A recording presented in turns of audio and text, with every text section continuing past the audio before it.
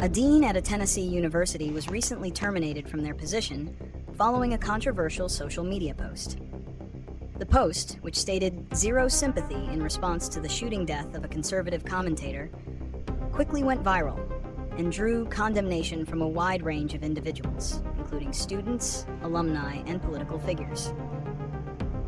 The university's swift response, culminating in the dean's dismissal, was framed as a necessary action to uphold the institution's core values and maintain a respectful campus environment. This event has not only led to the dean's loss of employment, but has also ignited a fierce national conversation about the boundaries of free speech, the professional obligations of academic leaders, and the increasingly volatile intersection of personal opinion and public-facing roles in the digital age. In-depth analysis. The core of this controversy lies in the complex duality of a public figure's role. A university dean, while a private citizen with the right to personal opinions, also serves as a representative of their institution. In this capacity, their actions and words, particularly on a public platform, are seen as a reflection of the university's values. The post in question, regardless of the dean's intent, was interpreted by many as a celebration of violence and a profound lack of empathy. For an academic leader whose role is to foster a safe and inclusive environment for a diverse student body, such a sentiment is seen as a direct contradiction to their professional duties. This situation highlights a fundamental tension between the principles of free expression and the responsibilities of a professional position. While the First Amendment protects citizens from government censorship, it does not provide absolute protection from the consequences of speech in the private sector. Universities, as private institutions, have a vested interest in protecting their brand, ensuring a welcoming environment for all students, and maintaining a professional image.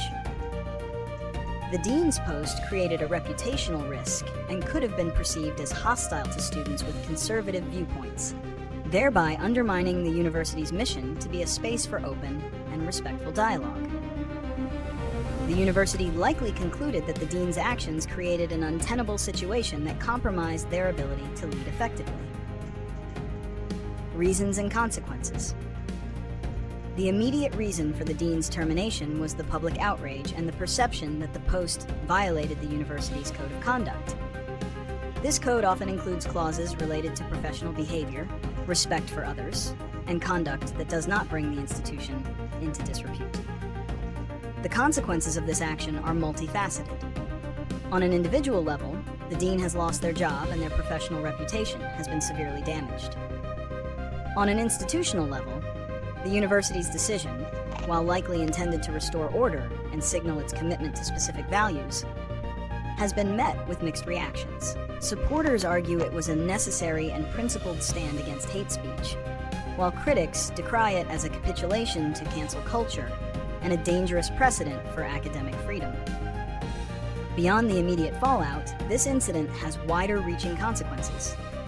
It serves as a stark warning to all public-facing professionals about the permanence and potential repercussions of their online activity. It also forces a re-examination of social media policies within academic institutions.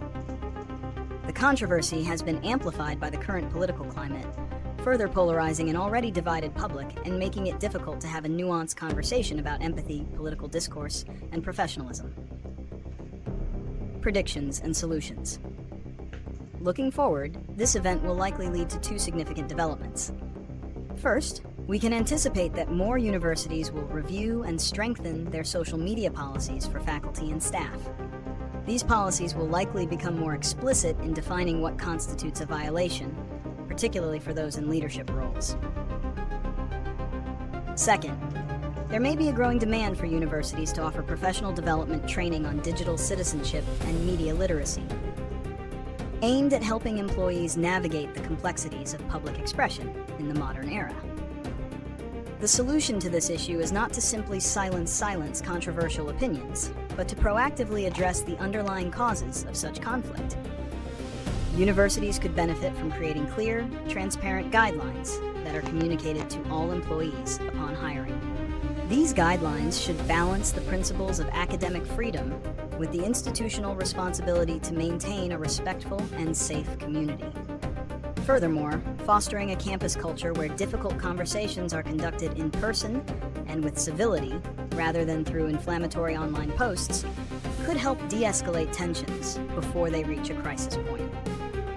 Ultimately, the best solution involves preventative education and the cultivation of an environment where empathy and professional responsibility are valued as highly as personal expression.